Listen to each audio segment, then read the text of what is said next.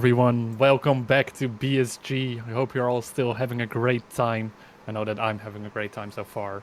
I'm Shadowfrost, I'll be your host for this next run, and it's gonna be a good one because it's gonna be Super Mario Odyssey, Superstar Mode any percent by CheeseJay. Take it away. Hello, I am CheeseJay. I am a pretty active Mario Odyssey speedrunner, and I have been for the past couple years. This is easily one of my favorite runs, probably top 2 or 3.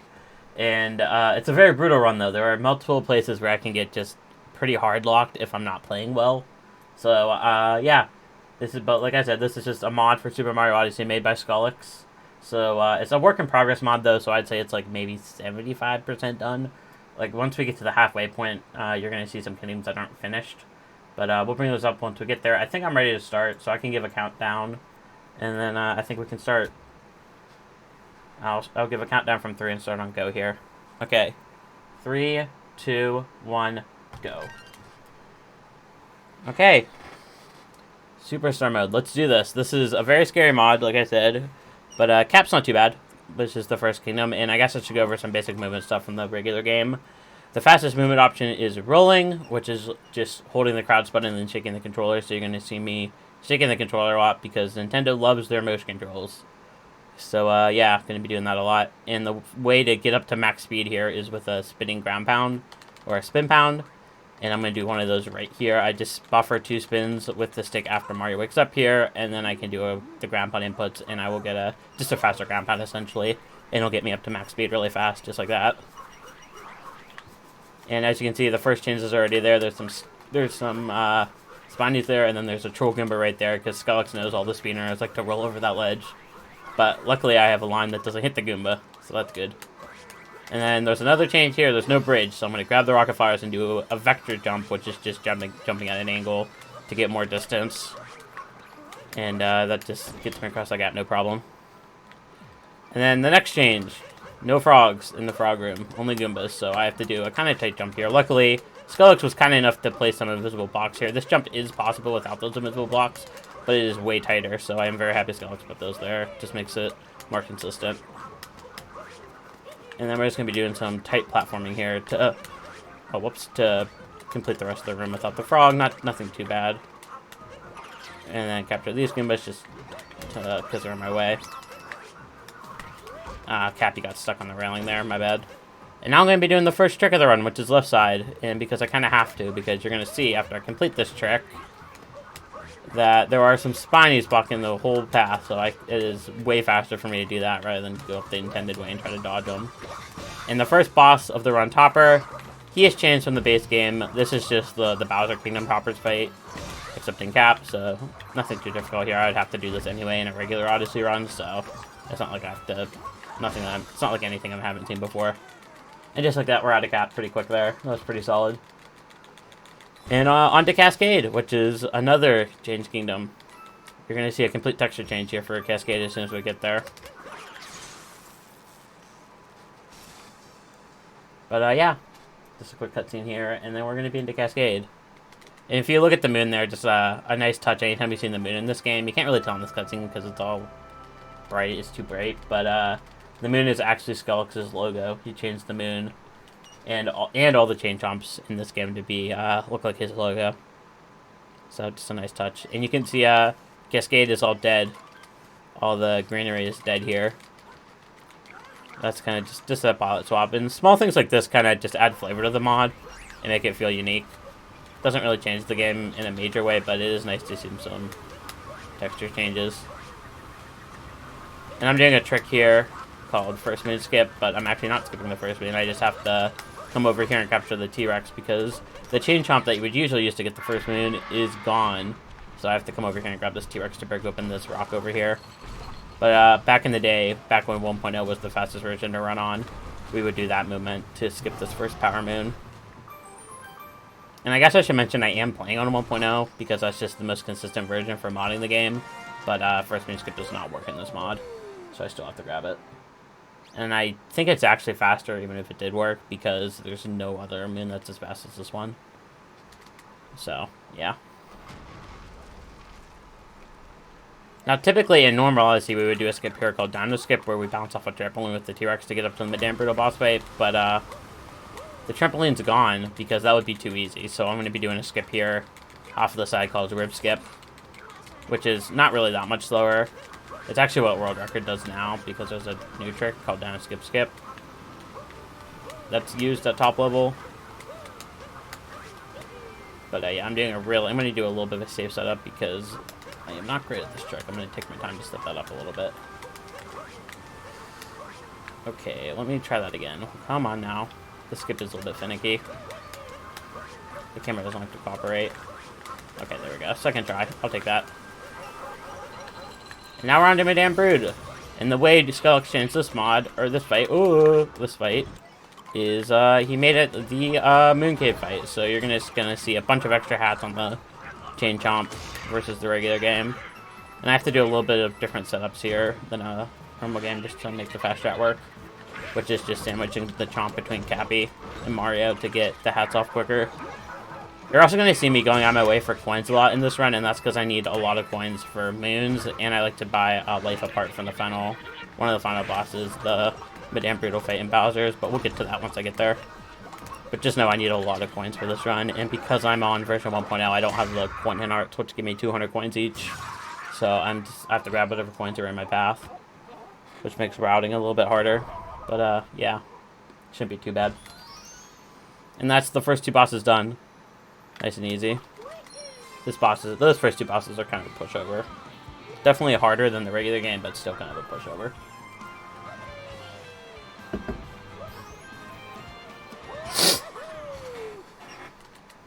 And now we're going to be able to grab the last moon here before leaving, because we need 5 moons to leave this kingdom.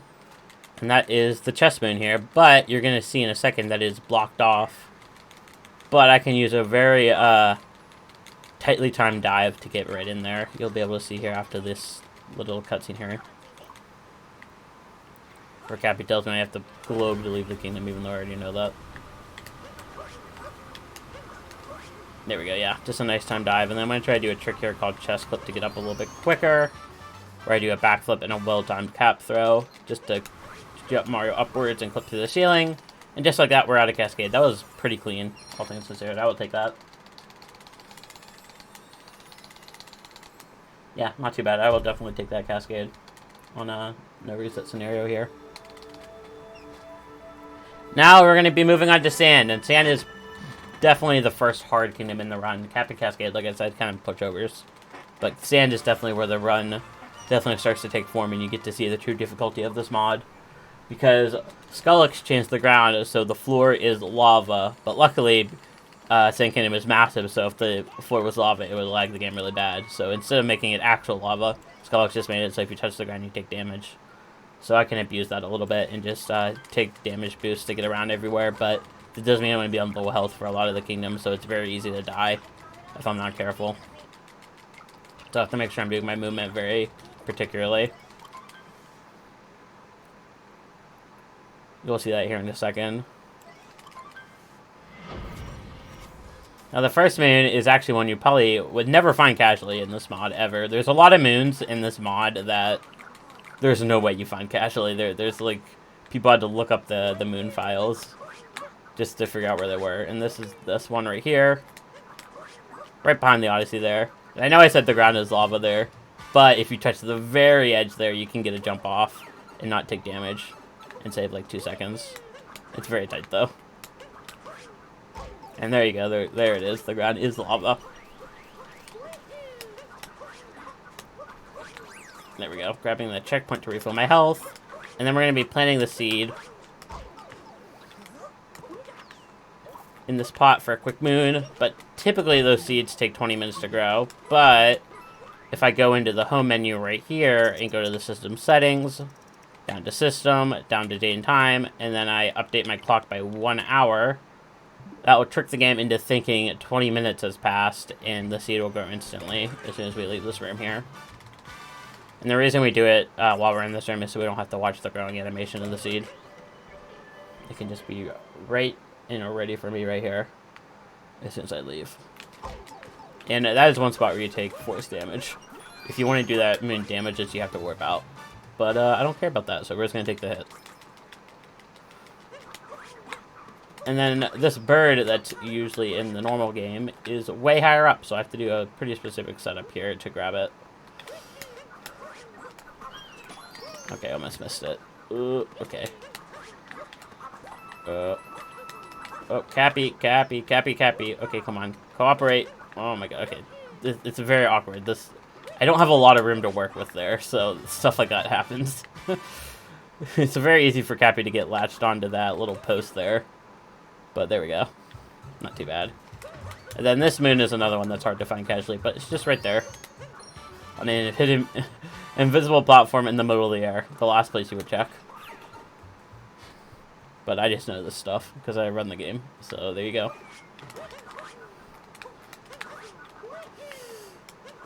And now we're going to be doing some platforming here. JK Cycle may be taking another hit here on purpose just to get over to my next main quicker. Luckily, Skeleton was nice enough to leave this one unchanged. The change here is actually that there's invisible blocks all throughout the kingdom, so you can't fly to it with a bullet bill like you would in a casual playthrough. And I'm grabbing this checkpoint just in case I die.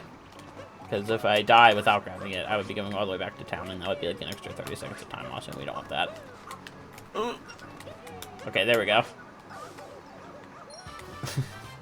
Yeah, I have to do some fancy home encounter stuff there to grab that moon with minimal damage. And then I have to do it again to get out alive. There we go. You know what, that's fine. I can't see, but luckily I just know what this place looks like. And now we have to wait for another build to spawn. I don't think you can make that first circle. Maybe you can. I don't know how, though.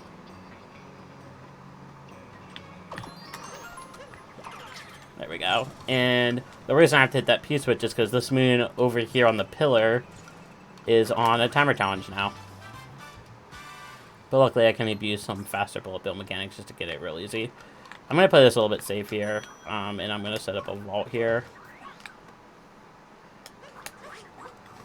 Just to make it over here damageless. A little bit slower, but I want to play it safe because we're in a marathon setting here. And now we're over to Sphinx. And luckily, I know all the answers here just by the numbers, but Skellex did actually change this quiz. The answers to this quiz. That's 2. Sorry, I misremembered. My bad. Skellex did change the answers here, the text of the answers, but he actually did not change. Oh my god, I'm forgetting that. It's 12144. Okay, sorry. I said I know, and I'm failing. Okay, it's fine. Out of all things to mess up here, I'm okay with this. This does not cause me any damage or anything, so it's okay. But yeah. The wording of... If I was in English, you'd be able to see that the wording of the answers is changed. But luckily, the numbers are not. Skellex did not change what box is the correct answer, so I can just remember the answers from the base game, and it works out. And now I'm going to be doing some fancy movement to get over to this luggage moon. I do want to make it over there with 2 HP. Ooh, that's not good. Okay. If I die here, luckily I got the checkpoint. Okay, I did not die. It's very easy to die there if you're not specifically placed, which is why I typically like to get here with 2 HP, but it worked out in my favor anyway. And more damage boosting just to get over to the Sphinx moon. We opened up. Okay, good. And, oh no! There's Goombas! Luckily, they are not very much of an obstacle. I want to get more of those coins if I can. Just for safety. Make sure I can afford everything I want. There we go.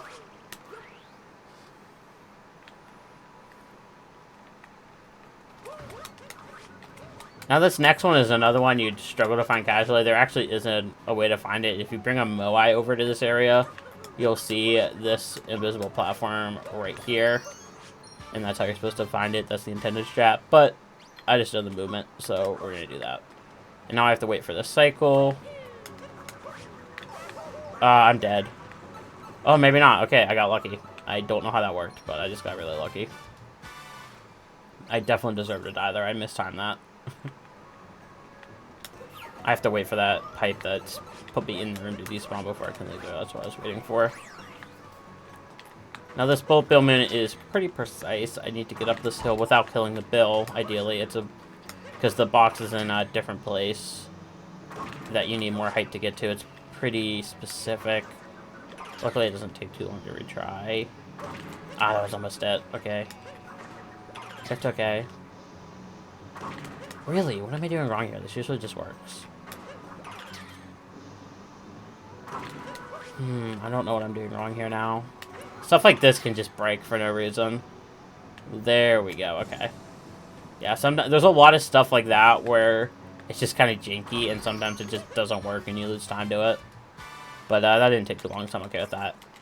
These next 2 moons are kind of freebies, so we're pretty much done with all the hard, scary stuff in this kingdom.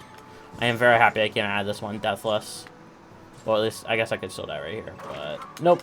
And that trick is just called Jaxie Skip. It's been in the game since, like, week 1. That's been a very old discovery. If you know anything about Odyssey, you probably know that trick. That's, like I said, that's been in the game forever. And I'm just waiting for these coins for marathon safety. Typically, if I was doing a PB attempt, I wouldn't, but marathon safety tells me I want to grab those.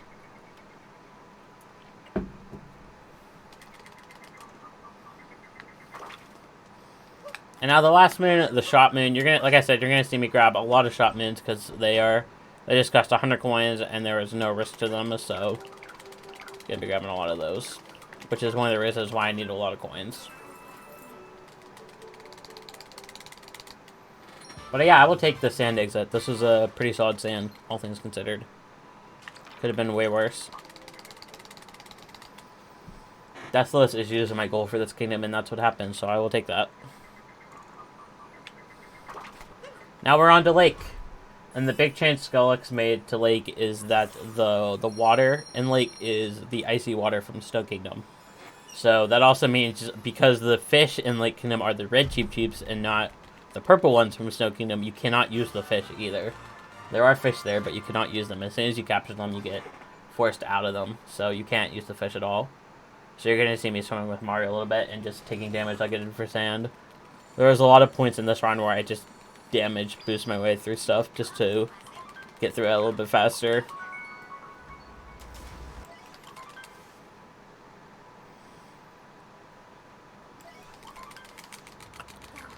But yeah, some cutscenes. There's always cutscenes here in between the kingdoms. But luckily they're not too long.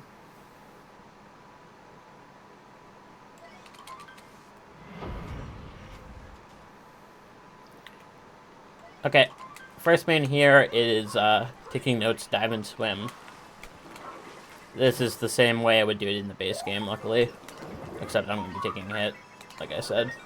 Yep, there it is. You can't do it fast enough to not take a hit. Like I said, taking the hit is just the fastest option, so I take the hit. And then this next moon up here, this kingdom is probably the most consistent one in the run. At least in terms of the kingdoms that are actually changed for the mod. So you're, especially because I went out of my way to reroute it to make it even more consistent. So yeah, you're gonna see me doing my own little route here that I came up with. Because typically you would do a trick here to save a little bit of time called Lake Flip, but I'm not very consistent at it. At least not the version that you would have to do for this run, where you have to go grab the checkpoint and all that. So I go out of my way to grab 2 slightly slower moons. One of which being the story moon. And then there's a moon I grab after the Ringo boss fight, which is just a timer challenge. Because my strategy for this mod, because of how brutally difficult it is I go out of my way to make for consistency rather than raw speed, because I just find that's how I PB. That's how I get better times, is just by making less mistakes. Rather than going for as fast as I can for everything. So if I can make a kingdom 100% consistent, I will be definitely doing that.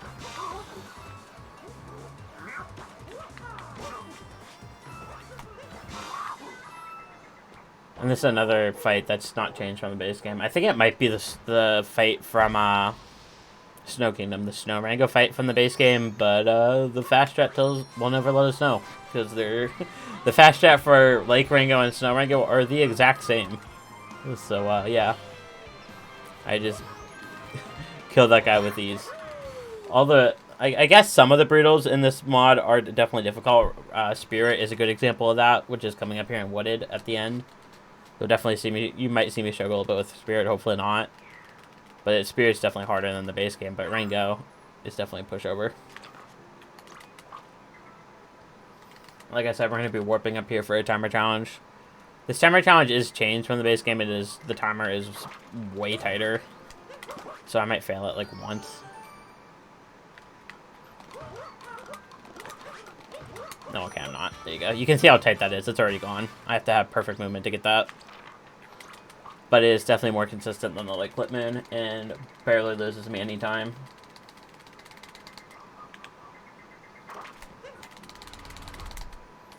Yeah, that was a really good lake for my standards. I will take that. This is a pretty good run so far. Okay, Wooded. Wooded is another kingdom that's larger like sand and has a lot of changes. It is actually the kingdom that got updated the most recently. In version 8 of this mod, I believe. But, yeah, you're going to see it. There's a lot of changes. It's another kingdom with a palette swap. It's very purple instead of green and red like in the base game. All the little maze area is all purple. With all the robots. But for this first moon here, we're going to be grabbing the rabbit. And the rabbit is actually on top of the Odyssey. And if I don't grab him here on this first try, he will jump straight into deep woods and he is unattainable then. So hopefully I don't mess this up. But if I do mess it up, I can just warp to the Odyssey and try again. Got it. Okay, not a problem. Yeah, you have to grab him midair just like that. Definitely one of the cooler moons, I think. And another shot moon. Like I said, we're going to be abusing shot moons whenever we can because they are essentially just 100 coins for a moon with no extra challenge. So, definitely grabbing as many of those as I can. And then this moon up here, actually, this Sphinx in the base game doesn't actually give a moon typically. But for whatever reason, Skullux was kind and made this guy give a moon after answering the question. Typically in the base game, he just moves out of the way and you can take a shortcut over to this little station area. I don't know what it's called. I forget. But yeah, we get a free moon there. And this is a moon people had to look up in the files of the game. It's on that platform, but it only spawns after the platform is falling. You have to trigger the platform to fall before you ground pound that platform and just grab the moon. That's another one people had to look up in the game files. And then this one is just not around the corner from the base game, but there are lasers. But Skullux didn't realize I could just platform right around them. It is very easy to fall into deep woods here, which would be a very massive time loss, so I'm going a little bit slow to make sure that doesn't happen. And then this next sub-area is flooded pipeways, but you'll see very quickly that it is not flooded. I'm going to go for a very specific fast straight here, like get it. To make my life a little bit easier. I think I messed something up there. Okay, now I have to time it. Give me a second. I believe that's it. There we go. Okay. Not a big deal. I got that back up pretty quick. This second part is definitely hard too, so we're not out of the woods yet. Oh, I've never gone through damage just like that before, and I take an intentional hit there just so I don't have to time anything, and I can just damage just my way through those fuzzies, because trying to time that ground pound is way harder than just taking the hit and then damage boosting your way through. Now this next moon I'm going to be grabbing is the story moon that you usually get for killing the big plant in this kingdom. But Skullux changed it, so you have to kill every single piranha plant in the kingdom to spawn the story moon, so I'm going to be going on my way to kill every single plant here. Okay, that didn't work out in my favor, which is fine. I can still kill him. There we go. And then I'm going to do that, just to get up here really fast. Oh, I dropped an input. You're going to, whenever you run Odyssey, you're definitely going to notice dropped inputs. That is a very consistent thing with this game. And this mod only amplifies that, because one of the main reasons for dropped inputs is lag. And whenever you change the game in a massive way like Skullux has, it's definitely going to cause a little bit more lag. So there are definitely some more spots with drop inputs in this mod. But there you go, the Stormman right there. And now I'm going to be doing a trick called Flower Road Skip, because typically to get over to this next area to enter the tower, you would take a flower road, but Skullux removed it, so you actually have to do this trick called Flower Road Skip here to cross this gap. Where I do a spin pound roll cancel into a triple jump, to cross that gap. And that moon that's usually on the crumbling bridge over there is gone. The crumbling platform, whatever you want to call it. Now this is a section of the run where the lava rises, so I spawned those blocks to make my life a little bit easier, but I'm just going to take the death here anyway because I screwed it up, which is fine. Not a big deal. It's a quick death. That's not a bad death at all. For that being my first death, I'm very happy with that. That's fine. We'll try that again. There we go. You have to put Cappy on the Scarecrow as well so you don't get Cappy for this movement. And the lava is rising, so I have to make sure all my movement is very good. And I believe this fire road despawns faster as well. Oh, that was clean. Yeah, that'll take that. That movement is very awkward to get up those stairs. I kind of just wing it every time, but that time it just worked out in my favor. It was very fast. I don't really know the fastest way of getting up there because I'm trying to avoid having Mario grab the ledges there because that loses time. And now I'm cap bouncing over to this rock because there's a moon inside it, but I have to very carefully navigate it. There we go, okay. And then there's a timer challenge here that I have to set up very specifically. Because I have to vault over this huge gap, and I don't get a lot of room to set up Cappy there. There's a very specific setup you have to do, so I take my time with that one a little bit. And then where's the moon? It's like right here, okay. This is the moon from the rock. That I just chucked off the platform. There we go. Using what's called a Sharone bouncer just to get a little bit of extra height and save a little bit of time. Smaller time save, but it works. And I'm just gonna kill this guy just so he's not in my way. And the oh, I don't like this. I don't like this. Hold on, these spiders are in my way. There we go. Okay, yeah, I had to wait for that bomb. Oh, that's a bonk. But yeah, this maze is just changed so there's poison on the bottom, and you have to do it backwards, which is why I did it that way. You cannot do it the regular way. It is blocked off, as you can see right there, where I just landed. And now the last part of this kingdom is Spirit. This boss fight is significantly harder from the base game. You do not have Cappy to fight him, and he's on a moving platform, and there is poison everywhere. So yeah, that's fine. I typically take a hit right out the gate there, which is fine. There we go, got the pop.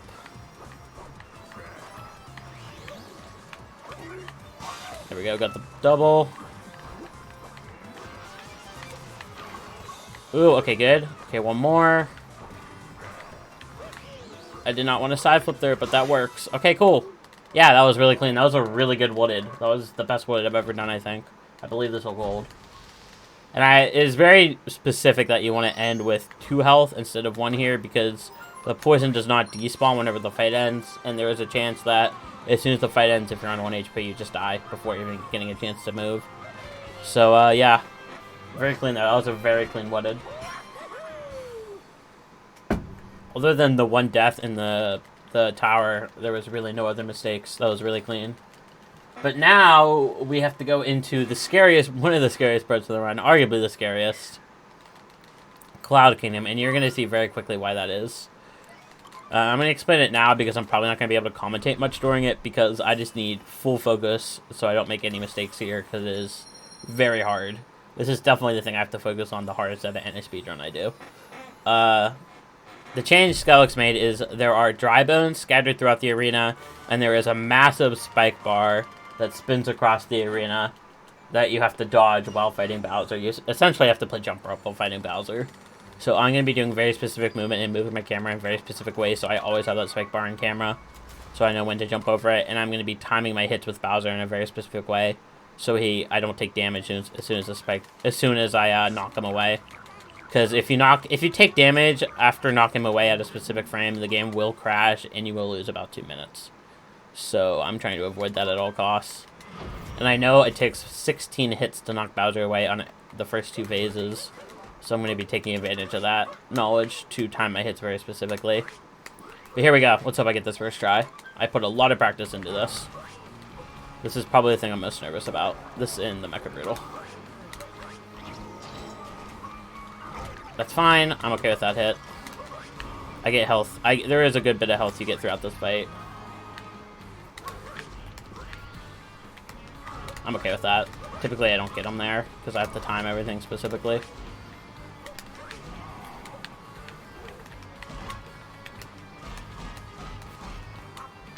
Six, 7, 8, 9, 10, 11, 12, 13, 14, 15, 16. I should be safe. Yeah, there we go. Barely got that jump off. You can see how tight that is to get that to work out in your favor. This is one of the phases where I should get health. Like I said, plenty of health throughout this fight. There we go. And I'm going on the edge of the arena to not lure any of the dry bones because they are a hassle. You cannot kill the dry bones by punching with the hat like I can with these blocks here. These rocks. The only way to kill the dry bones is by popping them. 6, 7, 8, 9, 10, 11, 12, 13, 14, 15, 16. Oh, that was a little bit slow. I should have done... I'm probably going to take a hit. Yeah, that's fine. Okay, the third phase is definitely the easiest, so hopefully I don't choke it here. We have a good attempt going here.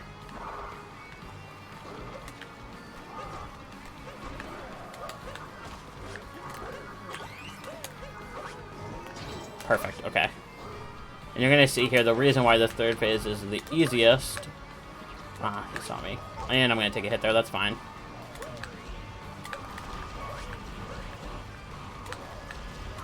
Sorry, hold on, I have to focus. Okay. Is because I can just spam really fast. Because I don't have to worry about dodging this bar too much. And first try! Yes! That is not as easy as I made it look. That is a very difficult boss fight that went my way first try. Yes. Okay, we have a really solid run going here. Oh, okay, that was very scary. I put many hours into that this week. Just to make sure that would go my way there. Okay, Lost. Another changed kingdom here. You're going to notice there are huge poison waves that are just scouring the entire kingdom. But to start here, I'm going to be doing a trick called Meme Tree. This is just the normal trick from the base game. It's not really changed. There is a Pawn Plant right there on the tree in my way, but I can kind of just ignore its existence and pretend it doesn't exist. And then I'm going to be doing what's called a Dram Shot here, if I can get it. I am struggling to grab this moon. Hold on. There we go. I might die.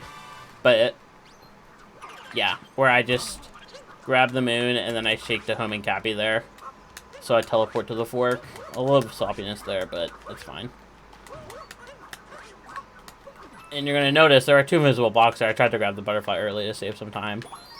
But yeah, if you miss the butterfly, you can just go first person there. There are two blocks there to kind of make the butterfly a little bit harder. And then there's another focus every part, because I have to do some very specific wall jumps here, because the blocks you usually used to get up are gone. So I'm going to be a little bit quiet here. Some time.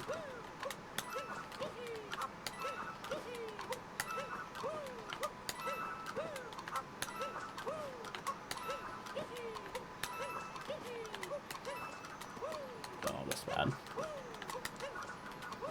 I don't think I'm getting it on this attempt. Yeah, that's fine. We'll give it another attempt. I just kept losing height. That's fine. That's a pretty knowable time loss, but that's okay.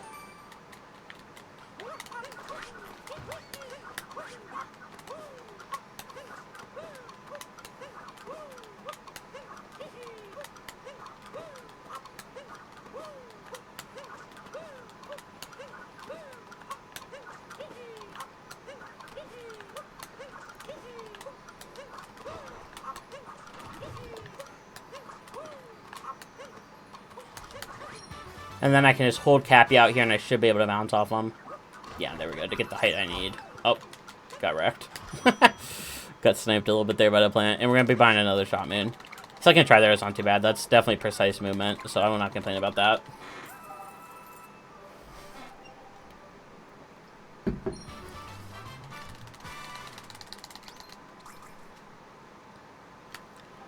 Okay, the rest of this Lost Kingdom is pretty free. It's not too bad. It's pretty easy, at least in terms of the difficulty of this mod.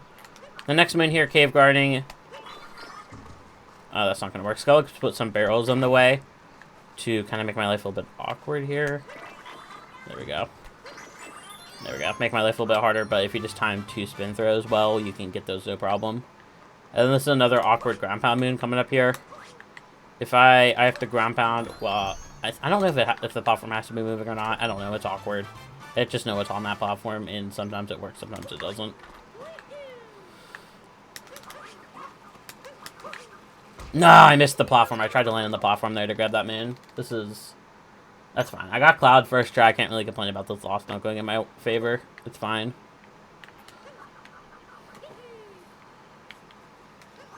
There we go. Okay. I'm going to try something cool here.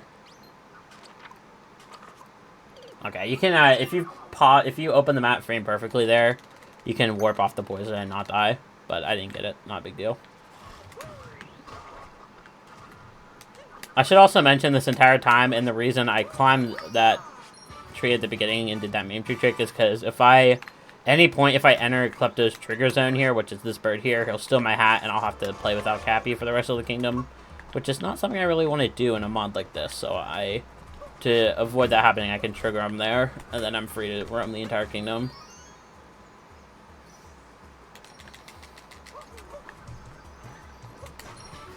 Okay, barely got that. That's definitely a tighter moon. I'm going to do a backflip here to get over this poison. And then I'm going to grab the moon under the bridge here, just like a normal 20%. Or not. Okay, I am getting decimated by this Lost Kingdom pretty hard. But you know what? It's fine. I'm going to go out of my way to grab these points, actually, because I am dying a lot. You know what? I'm going to play this safe. I'm going to go safe and trigger Klepto again, just in case.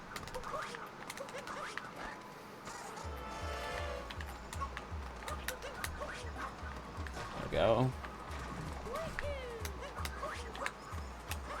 There we go. Okay, now we should be in the clear for this kingdom. Don't want to hit the wave. There we go. Okay. Not a very clean loss, but with how Cloud went, I will not complain at all. Definitely solid enough for a no reset. I'm happy enough with that. And now this is we're gonna hit a string of kingdoms that are not really modified. Metro is completely the same as the vanilla base game, so you're not really gonna see any changes. The only changes is the city hall and one of the sub areas I'm gonna enter in Day Metro. Because all the sub areas in this game are changed. Even if a kingdom doesn't have any changes on the overworld, all the sub areas in the game at this point are changed. So if I enter a sub area, you will see new stuff that is different from the base game. But yeah, Metro, Seaside, and Luncheon are all unchanged. And Bowser's as well, apart from the Mecha Beardle fight.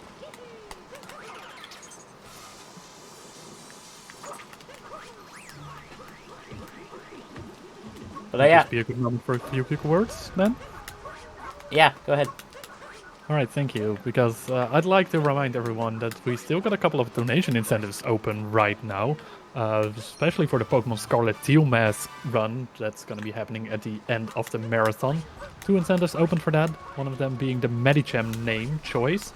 Any donation going to that, you can decide what the name of the Medicham that's going to be used mostly throughout the run, what the name of that Pokemon will be. So if you want to have a cool name, like Mario, for example, that's a good name. Definitely get your donations in for that. And secondly, we also got the incentive open for either keeping or releasing the Ogerpon, which is like the legendary Pokemon that you get during that part of the run. Should we release him, keep him? It's all up to you, all depending on how that incentive turns out. Back to you. Okay. As you can see, like I said, the City Hall is changed from the base game. The chest is not where it usually is up here. I have to do a very... Hold on. I think it's... Yeah, it's like this. I have to do a pretty specific triple jump to get up to here, and then I have to long jump off this platform to the left, to wall jump between the sign and the wall to get up to this chest, which is all the way up here. And then I just do a roll off this chest into a cap bounce, The camera fights me, but it's okay. I have enough height that doesn't really matter. You can probably make that without the cap bounce, but I've failed it without the cap bounce before, so I do the cap bounce. And yeah, that's City Hall. Not really too much harder. Just still a little bit more awkward, that's all. And this is the Mecha Wiggler boss fight, sorry. I don't start with Mecha. This guy use the tank to shoot the spots on the Wiggler in a specific way. My goal is to get this guy in 2 cycles. Otherwise, I'd lose like 30 seconds, so we don't really want that. And this is the same as the bit-based game, so I doubt it will take me more than 2. This fight is unchanged, so just regular Odyssey 80% here, which I have more than enough experience with, so we get a little bit of a break here with this fight, which is very much needed after the Cloud fight, for sure.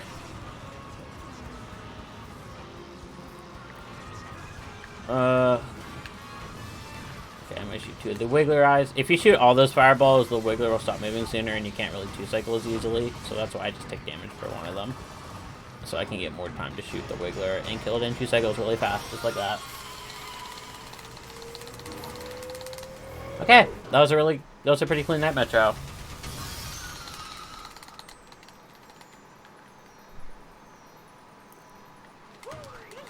Oh, okay, maybe not super clean. I lost my speed for some reason. That's fine. Okay, on to the day metro now, which is, like I said, unchanged other than 1 sub-area at the very end, but it's really not made much harder at all.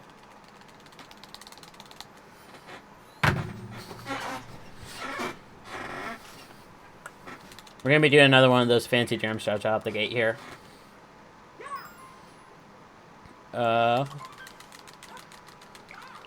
With this wire here. This is one of the jam strats that's recommended to beginners to learn first. It's really easy. Just gotta throw Cappy off there, roll, and then shake, and you'll get teleported over the wire and save like 2 or 3 seconds. Nice and easy. Now there is a clip here you can do called Scooter Clip to get this RC car moving a little bit faster, but I'm not good at it, so I'm just gonna capture the guy. Like I said, I like to go for consistency in my speedruns, so I just do that. Because there is no risk of failing if I just do that. Especially in this speedrun. Some of my other speedruns, I go for a little bit of risky stuff, but not this one. This one, I just want to play it as safe as I can. Okay, hold on. I was trying to do a drum shot there and I failed it. Hold on. I failed. Just ignore that. I just completely brain farted that. It's fine.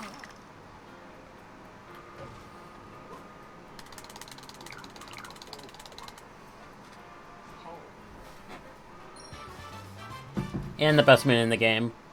The bench friend. Can't forget about him. It's not a real Odyssey speedrun if you don't talk to the bench friend.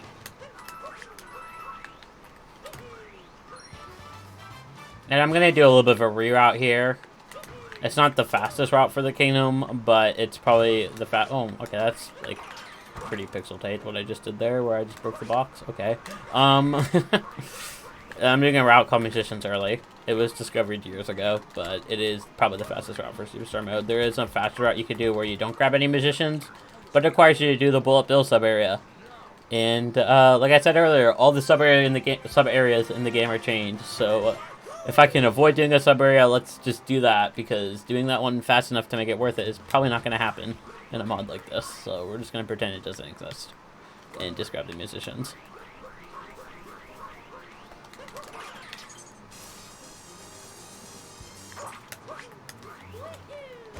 Ah, that's a bonk. That's fine. That movement's pretty tight to get a long jump into a spin pound on top of this guy. If you can't tell, this is one of the harder kingdoms for movement. Just in the base game, I'm not very good at Metro in the regular game, so I kind of just struggle here too. But it's okay. I do good enough for this mod.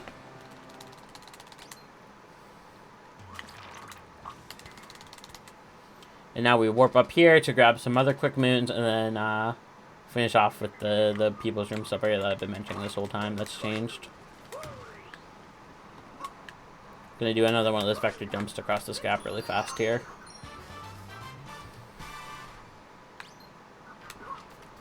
And then I'm gonna roll off that so I can just kind of glide right into this moon here. Oh, I thought I wasn't making that dive. That was a little bit scary. And then some pretty specifically timed movement with some platforms there to make it up this tower nice and fast.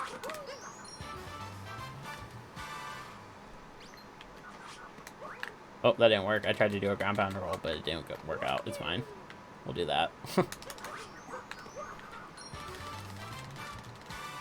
And I'm going to go out of my way to grab a coin stack here. This one specifically, just because, like I said, I want to make sure I'm keeping up with my coin count.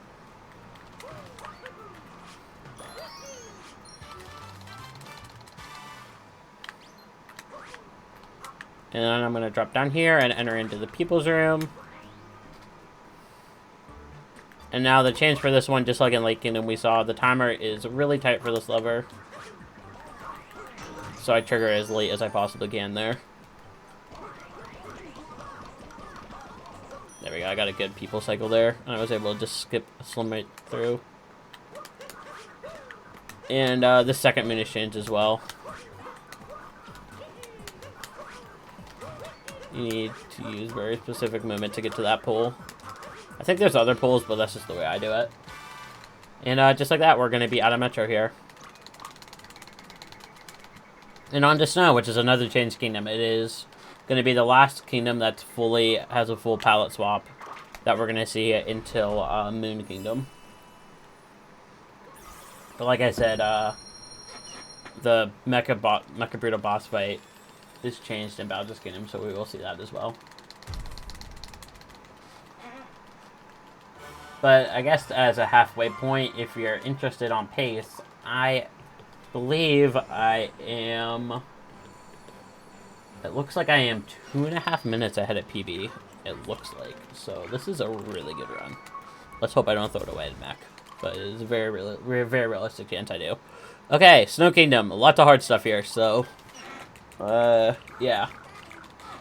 The ground here, instead of there being water, ice water, like in the base game, there is lava, because that's what Skullux does, I guess. All the floor is lava everywhere. Just the most generic change, just repeated a bunch of times. It's fine, though. What I'm gonna do first here is long jump over this lava and pretend it doesn't exist, and make my way over to this Blowy Joey, because this is how you enter the Shibuya Kingdom. You have to capture this guy, and then the pipe for Shibuya is right here, rather than being in the middle. And this first moon grab here, entrance to Shibuya, is changed, so I have to use some pretty specific movement. That is not like that, that's a bonk. To get on top of this boxes, I need to make sure not to break any of the boxes, because I need all the height, because this is all the way up in the ceiling. And then we're going to be doing another shot moon. Like I said, we take advantage of these big time.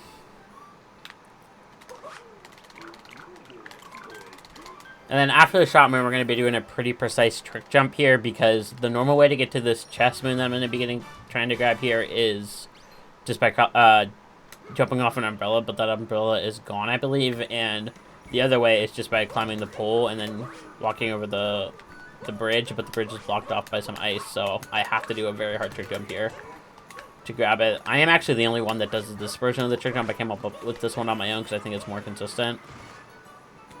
I'm going to clear out some of the snow first, just for consistency, so I can see where I'm jumping. Okay, there we go.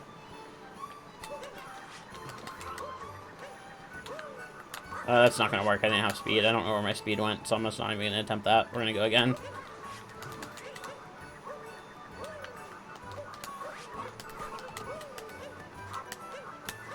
That's not it. Okay, hold on. This one takes me a couple of tries. It's pretty precise. This is probably the thing I practiced up the least on, so I just have to kind of hope it works out. Okay, let me try this again. Oh, hold on.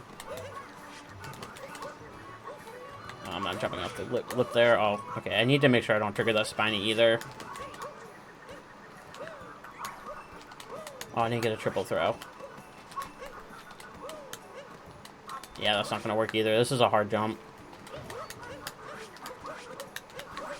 Everything has to be done perfectly to pretty much make this. So, it takes me a couple of tries, and the setup is very slow, unfortunately.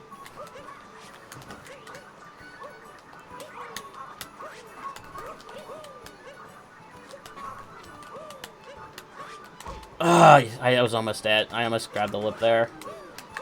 Yeah, I should have practiced up on this one a little bit more. This is the thing I'm probably the rustiest with, because it's been a minute since I've run this mod. Oh, okay, there we go. A little bit scary.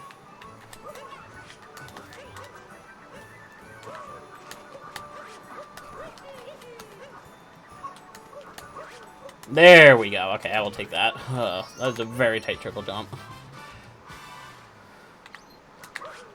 We're abusing some jank physics there to kind of get an extra wall jump off. You're not typically supposed to be able to wall jump out of a dive like that, but something there is broken in jank, so you're able to. And like I said, another sub area, and all the sub areas in the game are changed, so this one has changed as well. We gotta take this Jizo over to the P-switch that I hopped over here at the start. It's very easy to die here, despite because the physics, the Jizo's not supposed to be in this room, so the physics are kind of janky. Okay, there we go.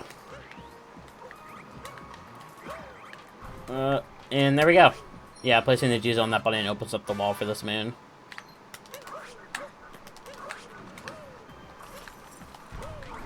And then I could do a triple jump over this gap with a little bit of vectoring involved, and there you go.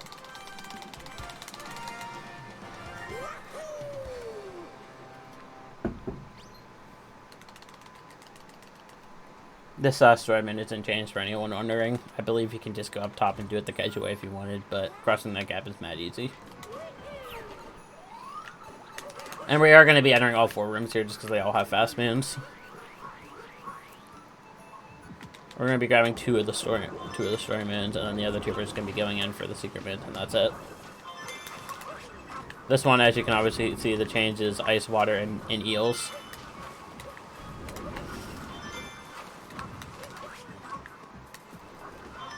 But yeah, the layout is the exact same, so I just have to do it in water. That's the only difference. I wouldn't really say this one's made harder. Like, barely. I'm gonna do a little bit of a safety strike here, where I take damage. Yep, I forgot there was a fly there, but I am. I think there's one more fly that's gonna cause me a problem. There we go. Yeah, I'm just going to grab the ledge. You can jump over the chest, but I'm just going to do that just for safety at this point.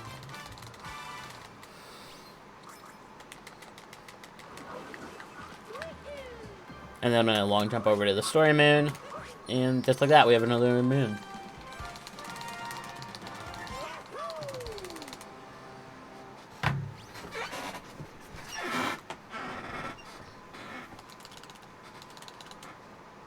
Two more sub-area moons, and then I'm going to be doing another trick jump here called Snow Jam, but I'll showcase that once we get to it. I gotta go into this sub-area next. The first 2, I don't think the order matters, which way you do it. It's faster to do the Goomba one first, but this one I definitely want to make sure to do before the last room, because I just didn't make the jump. Okay. That's a new one. Because it's easier to warp out of the last one.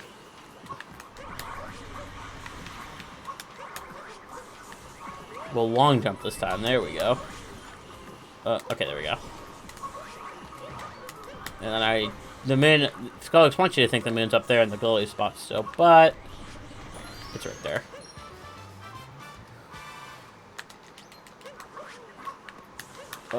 Okay. Oh, I lost my momentum. That's okay. We're just gonna go the long way over here. Now, I believe the way to get the story moon for this one is to kill all the spawnies, but as you can see, Skullix removed the blowy Joey that we'd use at the end there to kill him. So that would be very slow to do it with Mario. It's, like, not much harder, but it would be very slow. So we are just going to pretend that moon doesn't exist. And then another rising lava room here, but this one is easier than the wooded tower. Just because I'm a speedrunner and I know how to do this one fast. The wooded tower, even though I'm a speedrunner, I usually use an uproot for it, and there was no uproot in there, so I kind of had to wing it a little bit, or like come up with a different way. But that one isn't really changed other than the rising lava, so since I'm a speedrunner, it's not too bad. Now Snow Jam, this is a very tight trick jump, not as tight as the one in Chivari I did, but I think I rainbow spun. Oh, okay, no, we're good. I got it first try, nice. Okay, yeah, just crossing that gap there with a cap vault and some well-timed mid-air movement.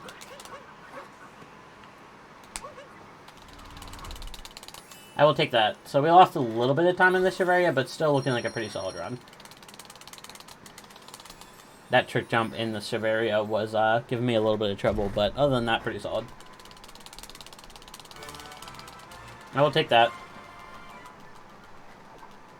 Would now be a good moment for a quick donation? Yeah, go ahead. Alright, thank you.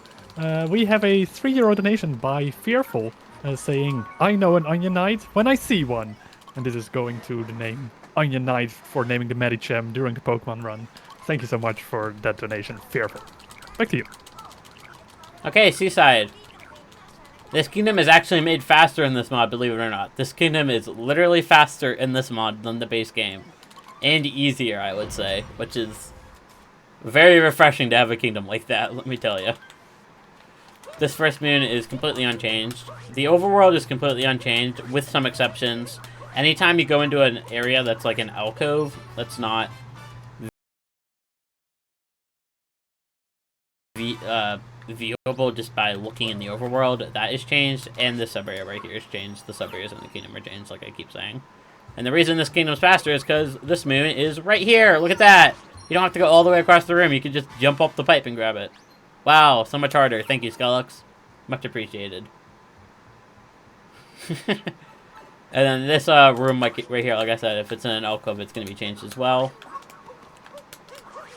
And it's changed because there's poison on the floor and there's a thing blocking my path, but not really a challenge, I would say. I think that's there to make it so you can't use a Gushin, but that is very easy to do without a Gushin. I've seen people do that casually without a Gushin, so yeah. And now we're just going to be capturing a fish and doing some fish movement and swimming to grab some quick underwater moons. We are going to be doing a trick at the end of this game called Fish Clip. It's probably, if you're learning this game as a casual person, it is the first trick you should learn. Yeah, it's very easy. It is arguably the easiest trick in the game. And it looks kind of cool. It looks kind of flashy, even though it's really easy. Okay, Billabong, cool. Yeah. But before that, we have some couple of quick moves to get here, and I'm grabbing some coins. Like I said, got to make sure I'm keeping my coin count up for Bowser's Kingdom, because I want to be buying a life apart for the Mecha Beetle fight, which costs 50 each. So right now, it looks like I can get 3 of them. I get 3 attempts with a life apart. And if I can't buy the life apart, there's another one I can get that doesn't cost any money. It's just way slower. But hopefully the Mecha Beetle doesn't take me more than 3 attempts. That would be pretty sad. Okay, fish clip, like I mentioned, right here now. You want to swim over to a specific spot on the wall, which is right here. Put the fish right against the barrier, uncapture, recapture, swim downwards, and just like that, you're out of bounds. And typically you're not able to grab moons out of bounds, but the fish's hitbox is massive whenever you shake, so you can grab that moon from literally yards away. Jump scare warning. Eel. That eel spawning actually makes it so you can't open the chest immediately, so you lose time in this room a little bit over the base game, but that was a pretty clean seaside. And now Luncheon, another kingdom that doesn't have any palette changes or changes to the overworld. There is one sub-area change that we're going to see, and that's about it.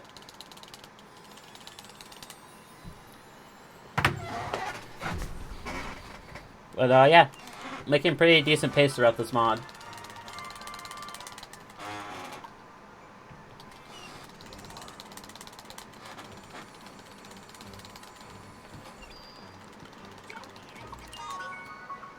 Okay, so I guess starting out with Luncheon here, I'm going to do a trick that's in the normal and 8% run. It's called Salt Triple, and I'm just going to be doing a well-timed triple jump off a pile of salt and do some well-timed cap bounces to get enough height to make it up to the pile on Salt Moon. A little bit faster than you're supposed to.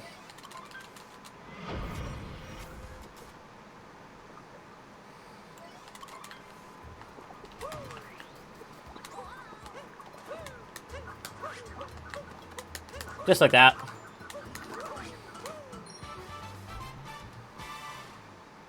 And now I'm going to make my way over to this alcove moon, and then we're going to fight Spirit. Typically in regular 90% you would skip Spirit, but yeah, we're not going to do that in this mod. Because that would make it nearly impossible probably in this one. That would make my life way too hard, so we're not going to do that. Oh, can I make it up, please? Thank you.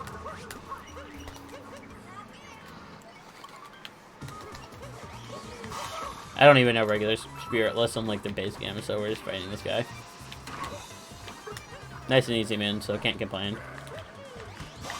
Gonna do a backflip into a cap throw to knock his head off and then land on him at the same time, kind of like in mid-air brutal. And that's how Spirit looks in the base game, if you're wondering, since we didn't see the regular Spirit fight in Wooded.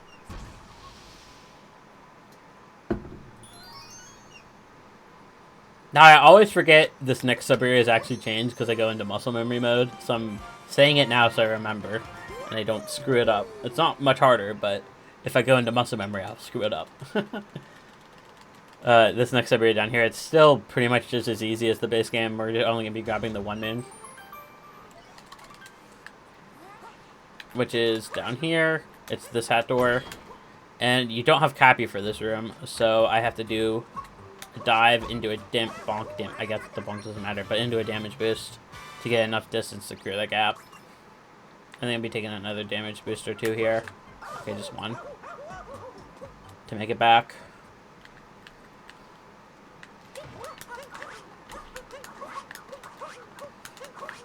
And then doing some fancy movement to get up here. And then I'm intentionally falling down here because I want these coins. I think they're fast enough to warrant getting.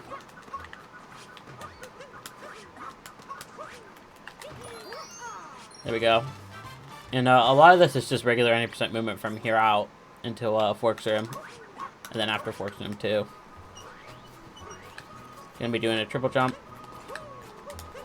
Into a homing cap throw to break that box and get up top really fast.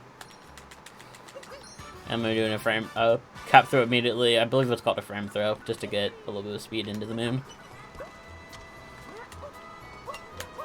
Oh yeah, I lost my speed there big time. That's fine. And then intentional bonk right here, so I can grab the moon a little bit lower to the ground.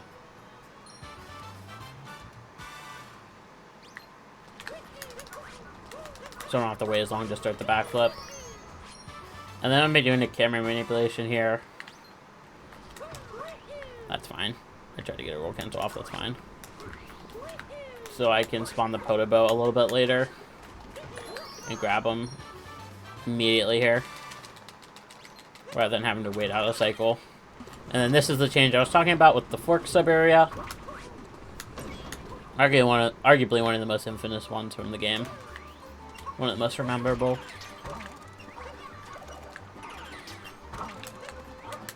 That's not gonna work. Yeah, I'm just gonna take a death. It's very tight to get that to work. I think I capped through a little bit early or something. The room's a lot tighter now, pretty much, because of this jump. Oh my god, okay, you know what? Just capture the fork. I believe that'll work. Okay, second try I'll take.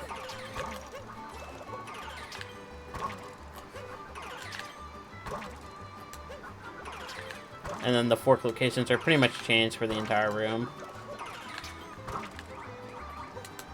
Okay, let me do this. And then the secret moon, instead of being in that alcove there, you have to capture this fork and make it up here.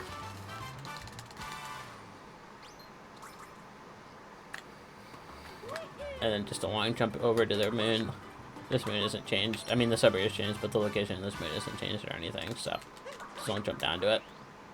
And then I'm going to try a minor time save here with this Podobo, if I can capture it. Hold on, I gotta wait for it again now, because I screwed up my cap throw. Yeah, there we go. You can use Podobo momentum to make it up that jump and save a little bit of time. What is Cappy doing there? Sure. Making me lose time, that's what. Okay. Top of the Daring Crag. Nice and easy. Oh my god, okay, I'm bonking a lot. Luckily, I'm still making this cycle. And then this cheese moon is just as annoying in the base game because the pans are pretty much RNG. Oh, I didn't mean to capture this guy again.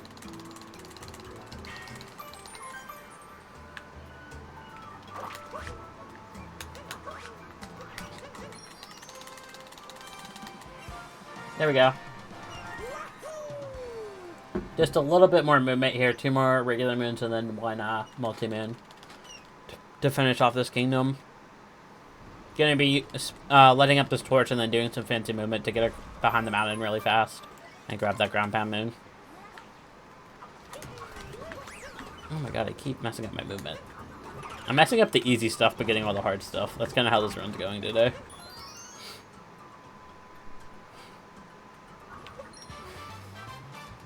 Which I guess I'll take. Better than the other way around.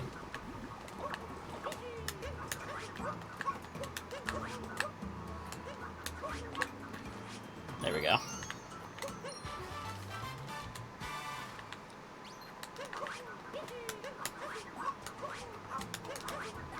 Okay, 1 more moon.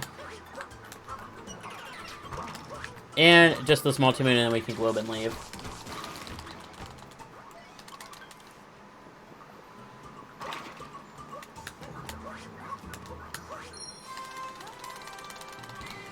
Okay, and just like that, we're going to be done with luncheon and moving on to Ruined. Ruined is very minimally changed. There's not really much to note other than the ground is changed to ice and there are a couple mummies added. Like 2. So not even, they're really barely an obstacle. You'll see once we get there. Unfortunately, Ruined is still an auto-scroller, just like in the base game. Not much you can do about that.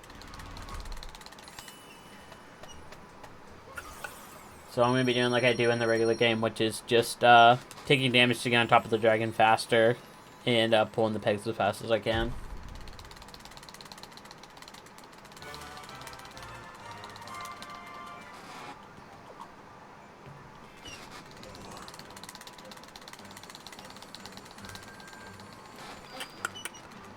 Like I said, this is another part that's barely made harder.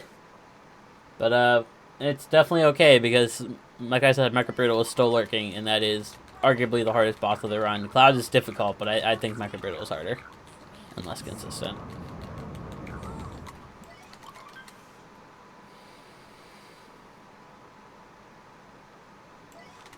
Okay. This is really the only part you can save time on in Ruined, which is this beginning movement. You can save a little bit of time in the fight, but like I said, it's an auto-scroller, so there's not really much you can do. And like I mentioned, the ground is icy, but it doesn't really make this fight any harder. It's literally, it's like an easier version of the Ruined Kingdom rematch in Mushroom Kingdom, if you know that fight.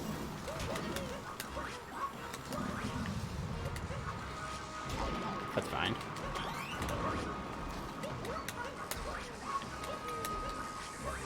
That's fine. There we go. Nice and fast, just like that. 2 more phases of that. Like I said, 1 mummy added. Wow, what a challenge. Wait, I see 2, I think. I don't know why Skullux only added 1 or 2. It doesn't really change the fight at all. It's really weird. But I guess they're there.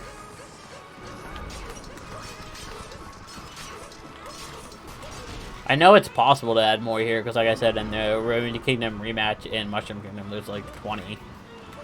So, it's definitely possible, so I don't know, it's just a weird choice. I'm using wall stalls here just to dodge these laser wheel things.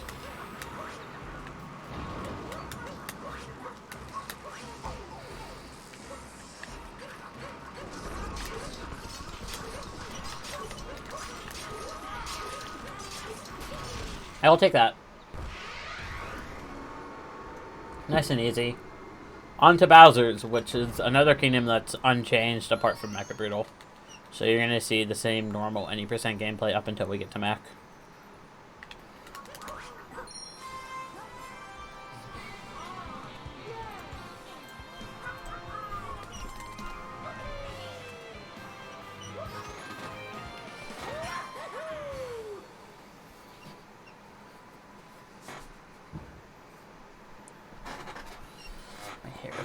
Me.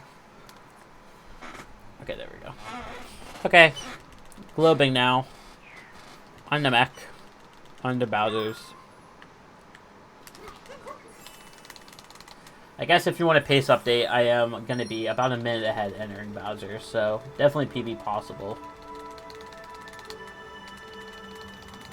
But if Mech goes bad, it's still very unlikely because Mech can go bad.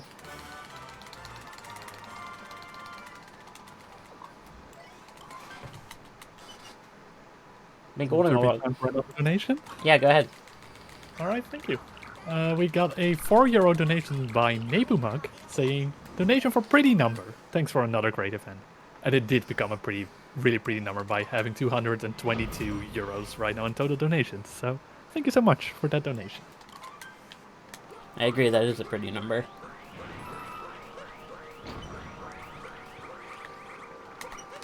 Okay, I'm going to make my life a little bit easier here, and I'm going to grab this behind the Wallman with the Pokio and do a Dram Strat, just because it's slightly more consistent, and in any bit of consistency I can get in this mod, I'll take.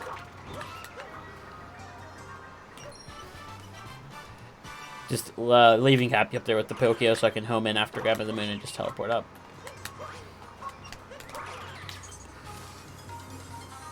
And then I am going to go out of my way here to grab these coin rings right over here.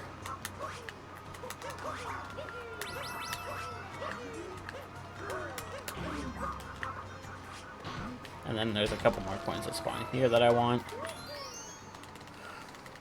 Because I don't really lose me time.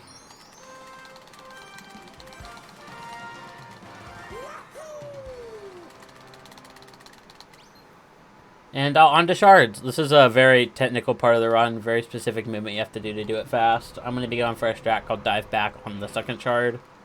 It can be a little bit finicky, but if I don't get it, I don't get it. It's not like a massive deal. It's not like make or break or anything. If I don't get it, there's an easy backup. I want to get 5 more coins at some point before we hit the shop, though, if I can.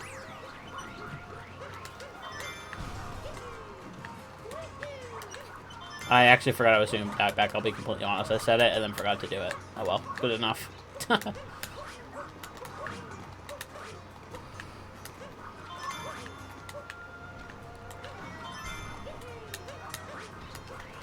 And then doing a spin throw to capture this guy. And then homing in to get that last shard. Pretty clean shards, I'll say. Not too bad.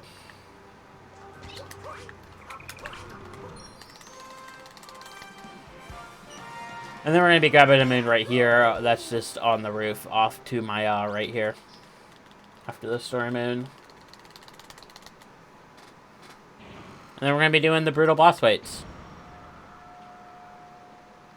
The Harriet and Topper.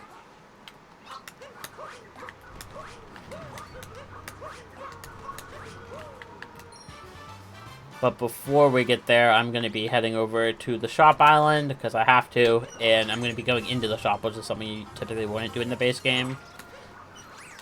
Because I want this life apart for the Mecha Brutal boss fight, so I'm going to be going here and buying that. 50 coins for that, and then we just leave. Hopefully I get this fight first try, we'll see. Hopefully I don't have to buy another. And I could still lose it before the Mecha Brutal, but I doubt it. The only place I really could lose it is on these boss fights, and I routed out a scary jump that I could die to, so there's really no risk. Topper first, the right choice. Oh, good, awesome, yeah, good snap back there, Mario. I guess I could mention, hold on, let me time this. Like I mentioned snapback, it's just, whenever you hold one direction and the control stick snaps another one for seemingly no reason.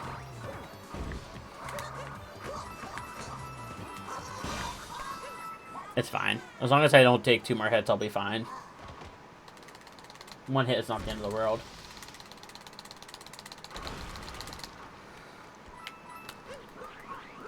Okay, Harriet. There's actually a weird glitch with Harriet in this mod. If you go out of your way to do the Harriet boss fight in Sand Kingdom, you don't have to fight Harriet here, but Harriet in Sand Kingdom is really slow, which is why I didn't do her there.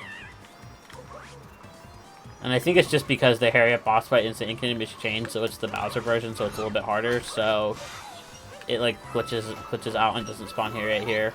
It's really weird. But like I said, just faster to do Harriet and Bowser instead of Sand.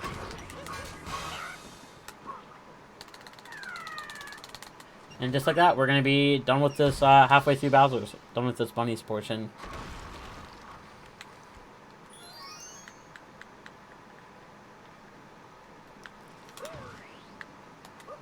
And now this is where the run gets scary, because I keep mentioning this Mecha Brutal. And that is coming up in literally like a minute here or so, so this is where the nerves kick in.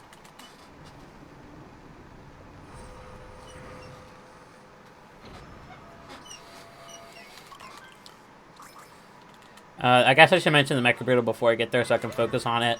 The change Skellux made is that if you touch the Mecha Brutal at all, you will be taking damage.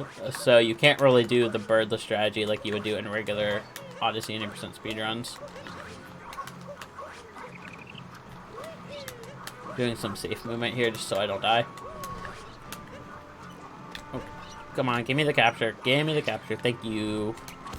Much appreciated, video game. So you're going to see me doing a completely different version of mech from the regular game. A much harder version of the mech fight than the base game. And if I'm slightly off on any of my inputs, I can very easily die and lose like a minute. So let's hope that doesn't happen. Okay. Here we go. Wish me luck. This is arguably the hardest part of the mod. Okay, starting off by capturing this bird. And then bringing him over here. Poking on the holes here. And I have to reset because I got a bad angle there.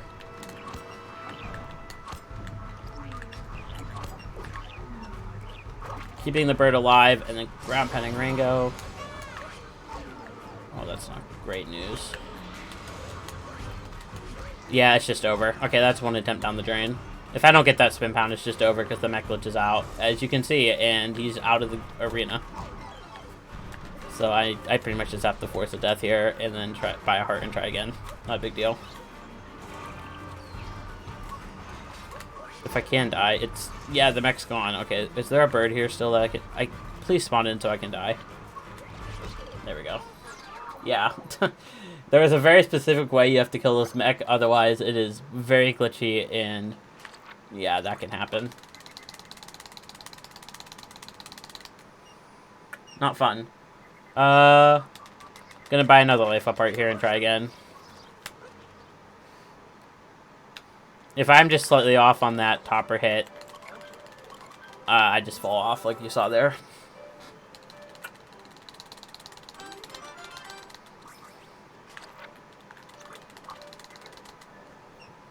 Luckily, this shop does exist, and there is another lift apart I can grab if I run out of coins.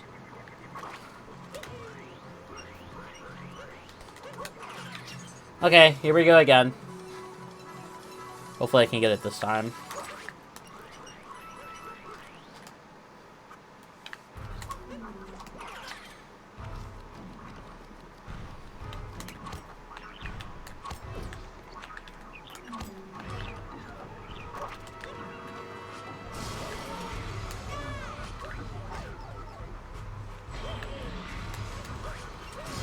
Okay, I'll take that. That's what I'm looking for. Spin pounding topper there so I can keep the bird alive, and I can have him for this next phase so I can climb the Mecha Breeder a little bit earlier here than I'm supposed to. Also because if you don't have the bird here, you just can't grab another because the mech just kills it immediately. Ah! Too fast. Okay, well that's just probably a dead attempt. This attempt's probably just dead in the water again. Yeah. Do I have a bird here still? Can I try? No, the bird's dead. I'm just gonna kill off Mario again. Okay. We go again. Third try. It might look like I can attempt to back it up, but the mech is just way too glitchy, and if you don't get the exact strat that I'm going for here, it's nearly impossible to make a backup happen. You have to do it a very specific way to make anything happen. It's very glitchy and very jank, if that's not apparent. If I touch the mech at all with the bird at any point, other than the bubbles, it is just game over. So it is very precise for that reason.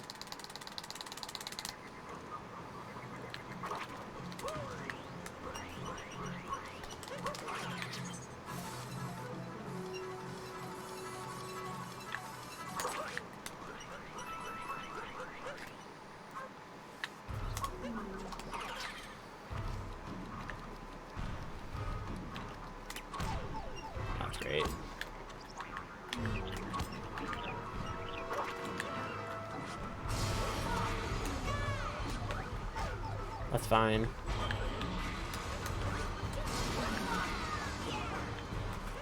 Okay, back here again. Hopefully this can be the one. Just hugging this wall here so I don't take damage to the mech.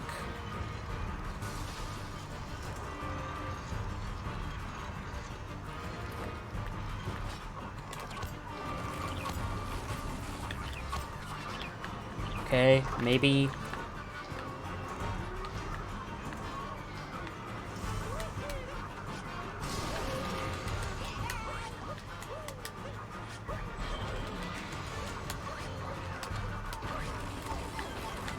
Please. There we go.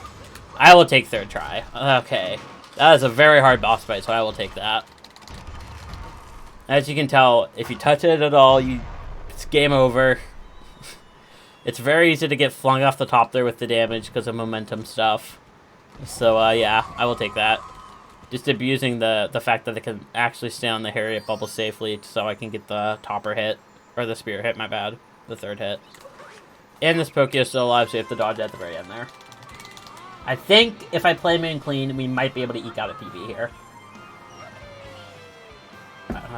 It's going to be really tight, though. I might have, like, 40-ish seconds of leeway for main, which is not very much. But even if I don't PB, this is a very solid showing for a no reset.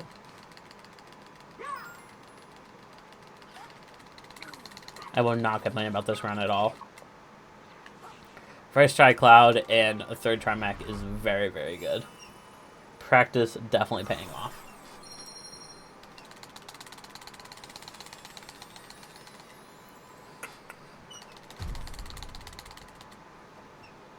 I guess I should mention that Cloud is changed. The biggest change you're going to notice is that there is no low gravity anymore. The gravity is normal on the overworld of Moon. Which means, if you're an avid Odyssey viewer, you'll know there is a trick in the regular game called a Moon Cave skip, which lets you skip over in the Moon Cave and saves a couple of minutes. But, because the gravity is normal, that trick is completely patched out in this mod. So, I have to go through the Moon Cave, which is changed as well. And definitely made harder, so I'll be able to showcase that. You're going to see a lot of very precise platforming in the Moon Cave.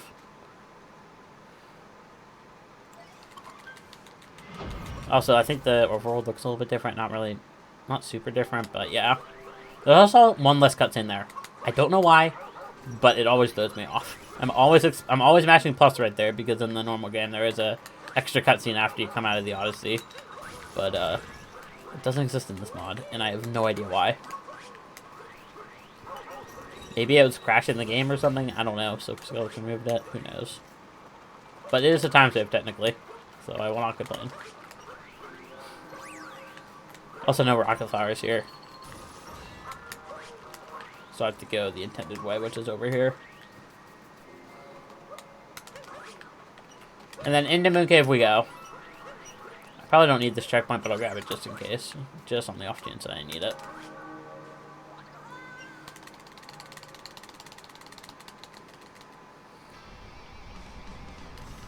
Now, we don't need any more moons for the rest of the game, so you're just going to see me speeding through this as fast as I can.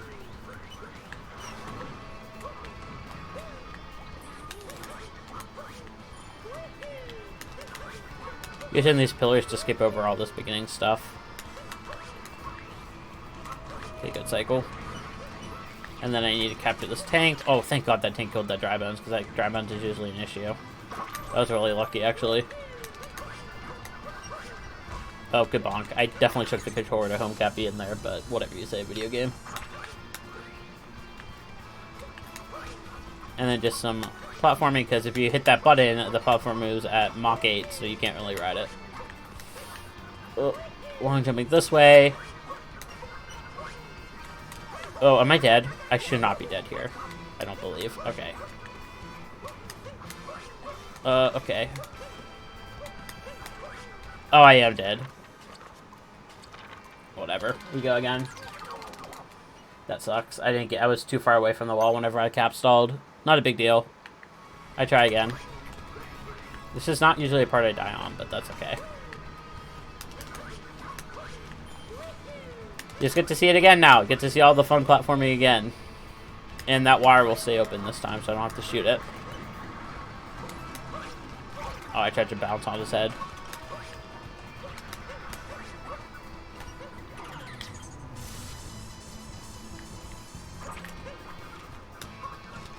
I'm checking something real quick. Okay, that is a heart there. I thought so. I wanted that health.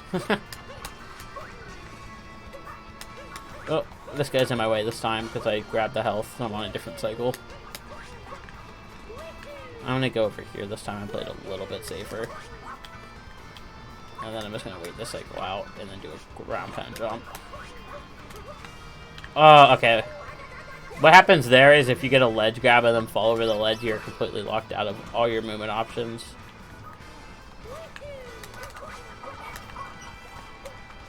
Okay. Good. Okay, I made it. And there's another heart right here if I can grab it. That's usually... I think that's just a regular heart in the game, actually. I was going to say it's a life heart, but I think it's just a regular heart. I don't think that's changed. And now I'm going to be taking the small bill. It's usually a bonsai bill right here, but it's a spawn bill. Let's replace it with a small bill. Over to this wall straight ahead here, so I can capture a bonsai bill and ride him up to the Madame Brutal boss fight.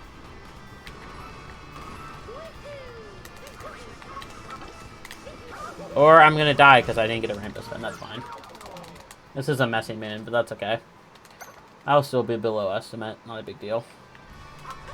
Here we go again. Having a little bit of struggles with Mooncave here. Hey, I got the fast cycle there at least. Got the first bill.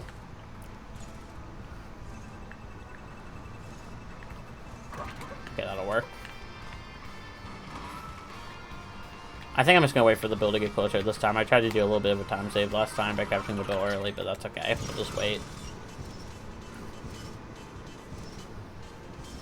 And now this Madame Brutal boss fight is made harder because there are two Madame Brutals, actually. And I have to wall jump very specifically here to get in the right spot because there is... You'll see here I'm going to get walled if I'm not in the right spot. But yeah, two Madame Brutals here coming up, so I have to fight two of them at the same time. And I have to make this a really tight triple jump. That's a single jump, Mario.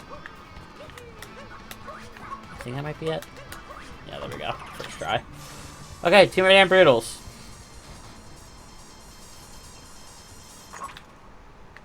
But luckily, if I kill one and then die, the second one will just despawn, so I don't have to worry about it too much. There we go, got one. Ideally, you want to get one right out the gate there. And there's the arena's changed a little bit too. There's some tomatoes and stuff all over the place. It's also very easy to get soft locked here if I don't do the fight right, so gotta make sure I'm aware of that. This boss is on the glitchier side for sure. Oh my god, yeah, see, like, I just can't even move. Yeah, I can't fling this here. I need this Madame Brutal to move. Okay, that should be fine. If I kill one Madame Brutal with... Like, if I hit one Madame Brutal with the other one's chomp, like, fling through one like that, it'll soft lock. So, I don't want that to happen. There's also a couple other ways to soft lock it, I think, but that's the main one. Okay, I took a hit there, not a big deal. Whoa, okay, thank you for that momentum, actually. That worked out in my favor that time. Oh, this is gonna soft lock it, I think. Frick. Yeah, I think because I flung through the chomp there, that might soft lock it. We'll see after the cutscene. If it does, I just die and come back. Not a big deal, we'll see. No, it did not soft lock it, but I am getting hit right out the gate, so I'm probably gonna die. Maybe not. Okay. The camera also on the second one is horrible. Like, absolutely abysmal, because the game doesn't expect you to still be here fighting a boss. So, yeah. I have to pretty much do this blind.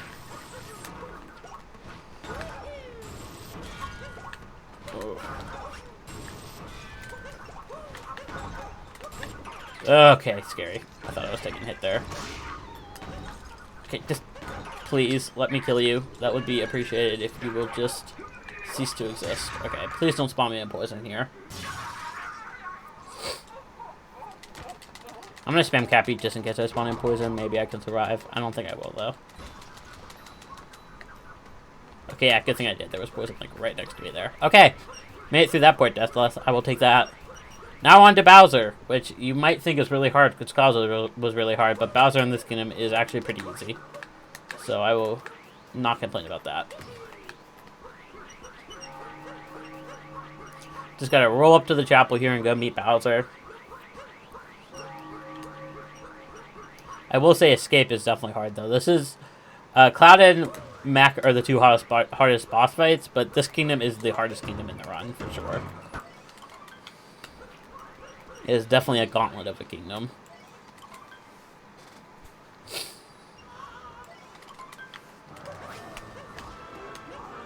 And then I'm going to be putting Cappy under Bowser's hat. Oh, I had 1 HP and just died. Okay, we're just going to pretend that didn't happen. I didn't realize I had 1 HP there. That was just a little bit of a blunder. That's fine. I should have grabbed the checkpoint outside is what I should have done. I forgot to do that. I just wasn't paying attention to my health.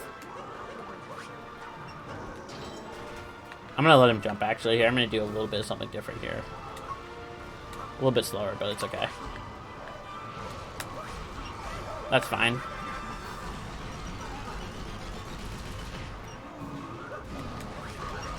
Yeah, just like that. And then he's going to fly back over here, and the camera's going to be awkward, but I can make a long jump over to the middle, I believe, just like that. And then I can start dodging his fire. Which, if you didn't know, it's just a forescan. And then I'm going to do something a little bit fancy here called Fast Hats, where I just get above the hat and cap throw to grab it really fast. And I believe it's a little bit more consistent for this mod as well. At least if you know how to do it. For me, I think it's more consistent.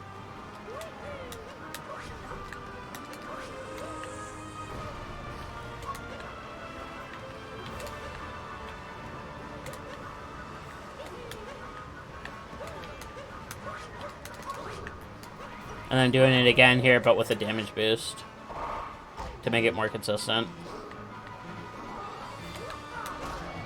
There we go.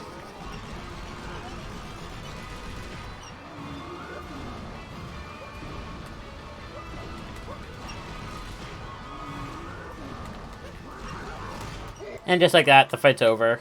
I'm gonna roll over to Peach here. And then I'm gonna do something that might look weird, but as soon as escape starts here, it's really hard, so I'm going to take an intentional death because I want full HP here. I'm just going to dive off the cliff so I can get a full health reset. And then we go. The chance for escape is that you do not capture Bowser, at least at the start here, so everything is massive, and you just have to platform it with Mario. And the cycles here are very tight, so I have to be very specific with my movement. And if I mess up any of my movement, it's pretty much just over. Definitely another part where I have to go pretty focus heavy.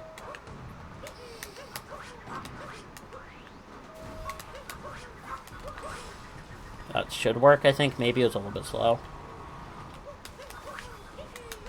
Okay, that might work, I think. Cool. Okay, made it through that, which is the hard part.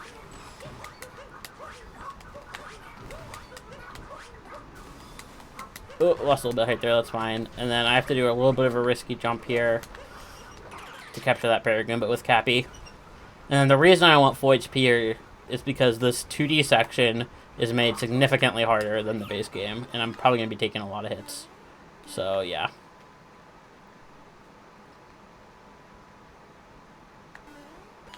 There we go. Yeah, I'll take that hit, that's fine. I have to do this very slow and methodical because of how difficult it is.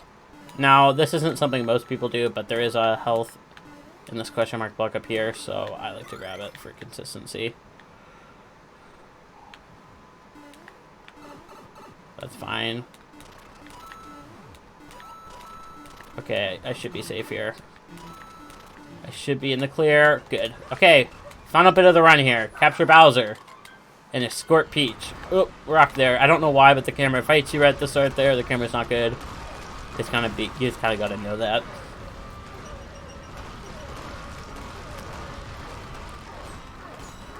And then pillars. Final bit of the run here. Final room of the run.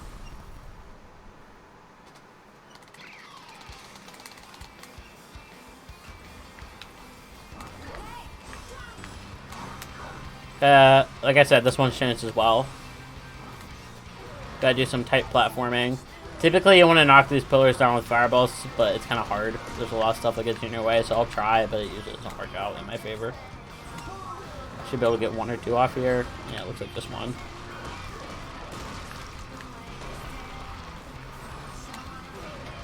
This one's a little bit easier to get some off. Not very many, but enough. And then last pillar, and then we're going to have to make a pretty precise jump into the middle here. And then timing is going to end as soon as I shoot out the wire. After break open this middle block here. As long as I don't die on this jump. Yeah, I should be in the clear. Okay, cool. That is Superstar mode. That is probably my favorite Odyssey mod. Very fun to complete. Very satisfying whenever you beat it. Especially for the first time. It's very difficult. And there you go. Timing is in about like 3 seconds here. And time. That looks to be like a 1:35:21-ish. I think I split early on my end. Or 25. I split way early. Okay. Yeah. Okay. Yeah. There you go. That's Superstar mode. Thanks for having me. That was a lot of fun. And I came in well below estimate, which I'm very happy with. A lot of stuff went my way there. That could have gone very bad.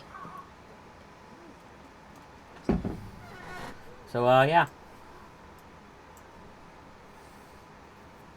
Thank you so much for showing off that run, but I believe there was also a donation incentive that you had for this run, right? Yeah. Did it get met? It did get met. Oh, okay. Let me showcase that then. Let me skip these cutscenes and get to that file. I wasn't sure if I was showcasing that or not.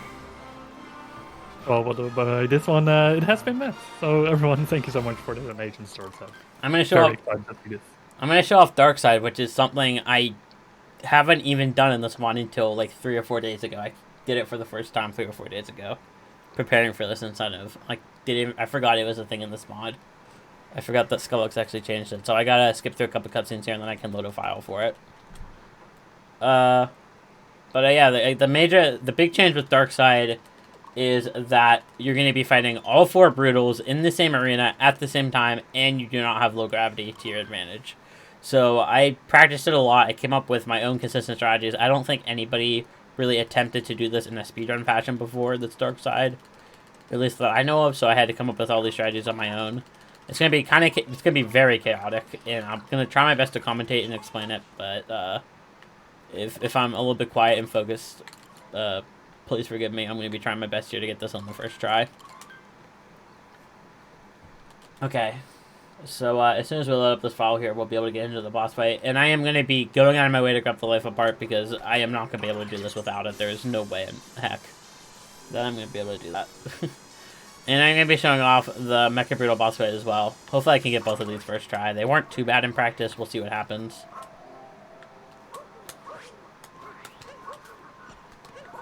Okay, right here is the life apart for anyone that doesn't know. I'm shocked Skullus left that in the game, but at the same time, it's probably because this is brutally difficult, so... It's definitely not on the same scale as Cloud or Mech, but it's definitely up there. This is probably the 3rd hardest thing I'm showcasing. Let me go in here. And then start up the fight. I'm going to have to skip 4 cutscenes because you're going to see they're all going to be here at once. 1, 2, 3, 4. As soon as the 4th cutscene gets skipped, I want to go immediately for Spirit. And then using the height I get from Spirit, I want to bop Ringo. And that's because Spirit is the most intrusive, and he is the biggest problem that we're going to face this entire time here. As you can see, his poison covers the entire arena. That's fine. And the Rango is the biggest second problem spot because his hat homes in on me whenever he roams around in his hat around the arena. Okay, okay, that's fine. Okay, I want to try to get out of here with 2 health if I can. For the Mecha Brutal, I'm going to need it. There's a chance I spawn inside a hat here from Topper because the fight's just poorly designed. It's just chaos. So I just got to spam Cappy here and then do a... Ah, that's not great. I lost my cap bounce for some reason, but Spirit's dead now, which is the biggest problem. I might be able to do Mech with 2 HP. We'll see. I'll give it a try.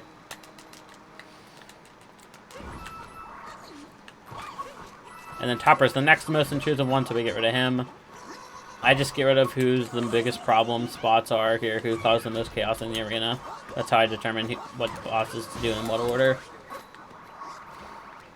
Harriet's the least intrusive, so we save her for last.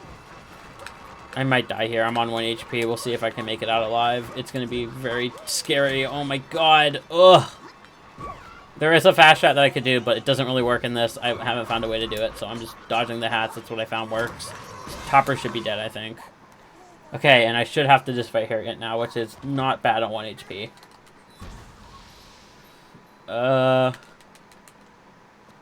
Okay. Just need to not choke. Need to play it nice and calm. I play this fight really safe now because I don't want to die at this point. There we go.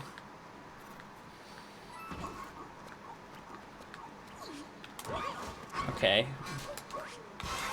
Another bop, and then one more bop of the hat, and then one more bop on her head.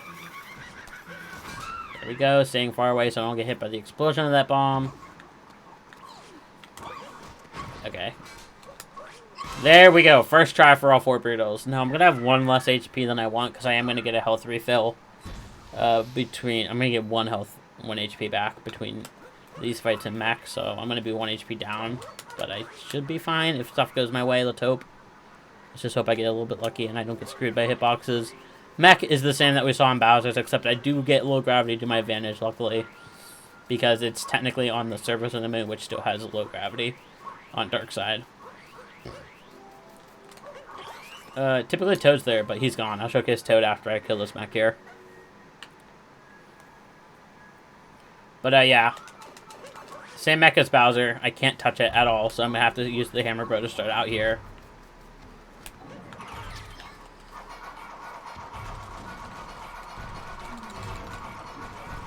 I'm going to stay further away here and shake so these bombs don't hit me, because I'm on lower HP than I'd like. And I'm going to kill Topper first, using just hammers. There we go. And then the mech's going to get up. And as soon as it gets up, I'm just going to spam hammers at it. Again, to knock it back down quickly. Hopefully without taking a hit. There we go. And then here, I want to use this Hammer Bro to get to the back side. Whoops, I got a quick bounce. To bob Spirit just like that. And then the mech's going to run around the arena, and I'm just going to dodge it. He is completely invisible right now, so I can't really hit him. I just have to dodge. And I prefer to be Mario for this part, because I just run faster as Mario, so it's easier to dodge. He's going to hit 2 walls and then go to the center, so I'm going to want to come over to this Pambro over here and capture it right now.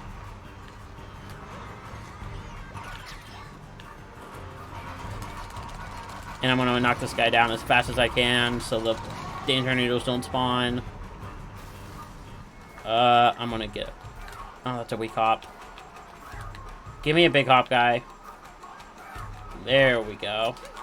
So I can get a pound off on this guy, and then I'm going to do very specific mid-air movement to make sure I'm close enough to the mech to get knocked back, but not close enough to take damage. And then I'm getting as much height as I possibly can here, so I can get on top. No, I got knocked off. That's really bad. That's gonna make... I think it's just point-blank impossible now, actually. Like, literally, it's just point-blank impossible. So what I'm gonna do is, to save us time, I'm gonna cheat, and I'm gonna load this backup save I have so I can just attempt mech again. I would showcase it, but it is point blank impossible. You have to ground pound Harriet because the hammers from the Hammer Bro do not reach high enough to kill the mech there. It's really weird. The hammers from the mech, the hammers from the Pambro just don't reach high enough. It's a really poorly designed fight by Skelix, but here we are. Skelix clearly did not, like,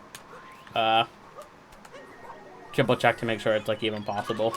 I'm gonna grab the health so I can definitely get it this time. I'll showcase it one more time. It'll only take me like a minute to get back there. And the reason I'm reloading this new save is because I get this safety wire to just get back up there really quickly. We'll see if I can... I have 6 health, so there's no way I don't get it this time. But sometimes what happens where you just get on top, but the damage from the mech causes knockback and momentum, and you go flying, and there's really nothing you can do about it. That's what I was worried about with the Bowser fight, but luckily it didn't happen there. Okay, we go again. Second try. Oh, a little bit too far away. Gotta shake to hit it. There we go. Okay, start with Topper like I do before and kill him with hammers. There we go. And then I'm gonna get knocked back, but I can get really close now that he's standing up, and I could just spam hammers to knock him over really fast. There we go. And then I want to use Big Hop so I don't take damage, and I can just do that. Get a spin pound off on the spirit there.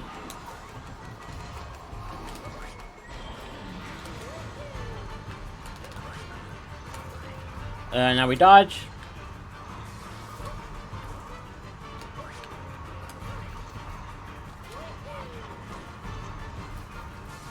I'm gonna capture this guy. If he doesn't die, don't die. Thank you. And then I want to knock him over as fast as I can so the danger noodles don't really become a problem.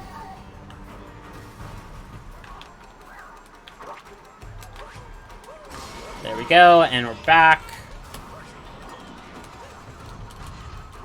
Oh, okay, that's not great news. I might be able... I think I can still make this work because I have HP to my advantage this time. I think I have a backup. Okay, can I... Please, game, please. I need a hammer bro to make anything happen here. You can see why this boss fight is difficult. I'm doing a good job of showcasing that for sure. Okay, I'm gonna wait for him to come back over my way now. I tried my hardest to dodge that one.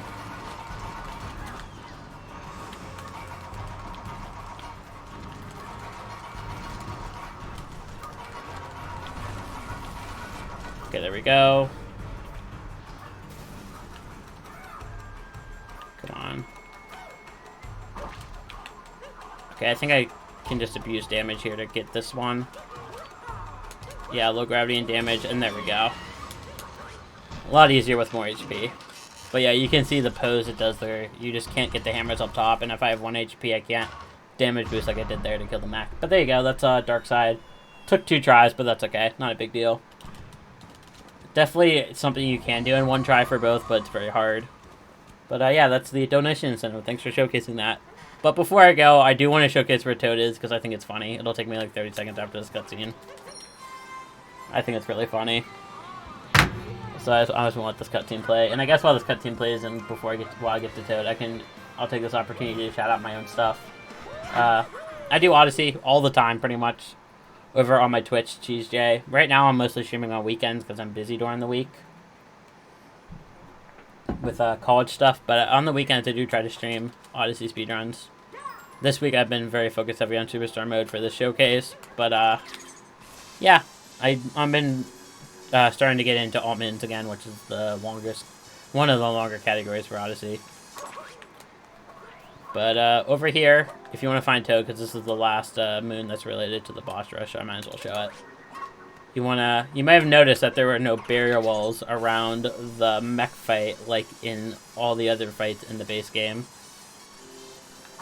And typically, like I said, Toad would be up this ramp to pass this pipe, but if you look, there is only a heart there,